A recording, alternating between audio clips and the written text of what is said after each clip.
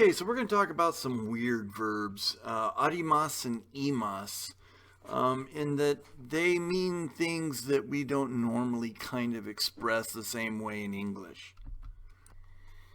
For example, arimasu means to exist, and imasu also means to exist, but they don't mean like the to be verb in English. A to be verb in English, for example, is, am, was, were, be, been, are. And we often translate those in Japanese as des. This is different from des because des means equals. If I say golden delicious is an apple, that's not the same as saying apples exist. It's saying the phrase golden delicious equals apple. Right? Now, arimasu is used for non-living things like cars or houses, and imasu is used for living things like people and animals. So there's some gray areas though, like what about bugs? Do bugs get the arimasu or the imasu? I guess I've heard it used both ways. Typically it's imasu, but if you want to just show how much you really hate mosquitoes, you could say arimasu.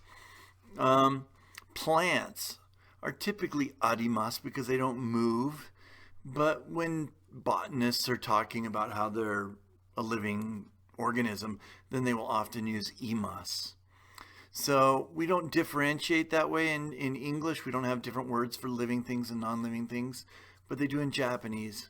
We want to be aware of that. Now, ga arimasu and ni arimasu, same verb, arimasu, but the particle in front of it, ga or ni, changes what it means completely. So if I say ga arimasu, it means that I have something or someone has something. So if I say watashi wa kuruma ga arimasu, it means I have a car. Okay? Typically, in English, we think of have as a verb, and arimasu is a verb, has mas on the end. So we're thinking, well, what's the direct object? The direct object would be car. So it should be kuruma o arimasu, but it doesn't work that way. We're just breaking that rule. It's kuruma ga arimasu means I have a car. Ni arimasu, on the other hand, just says where something is. So when I say kuruma wa michi ni arimasu, it means the car is in the street or on the street. Is not particularly specific, but that's very, very, very different from ga arimasu. Ni arimasu means that, where something is. And typically we use a prepositional phrase for that, but in this case it's just attached to the verb at the end of the sentence, simply because ni is in front of it.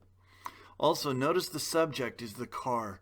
One thing that beginners in Japanese will often do is they like to insert themselves or someone or something into every sentence. But in this case, that someone or something is not us. So we have to kind of take that direct object or the object of a preposition in this case and make it the subject. So, kuruma wa michi ni arimasu. So let's recap. If I say, watashi wa chichi ga imasu, it means I have a father. Right? If I say, chichi wa nihon ni imasu, my father is in Japan. Right? Very different having a father and where the father is. Also, those have imasu because my father is alive. If I said, watashi wa nikibi ga arimasu, that means I have a zit. Zits are not alive, even though they grow, but they're not alive. So, watashi wa nikibi ga arimasu means I have a zit. Well, if I want to say where the zit is, I'd have to say nikibi wa hana ni arimasu. The zit is on my nose. So those are three factors to keep in mind, whether it's ga imasu or ni imasu, is have or it's there. And then you have to keep in track of whether it's living or non-living for imasu versus arimasu.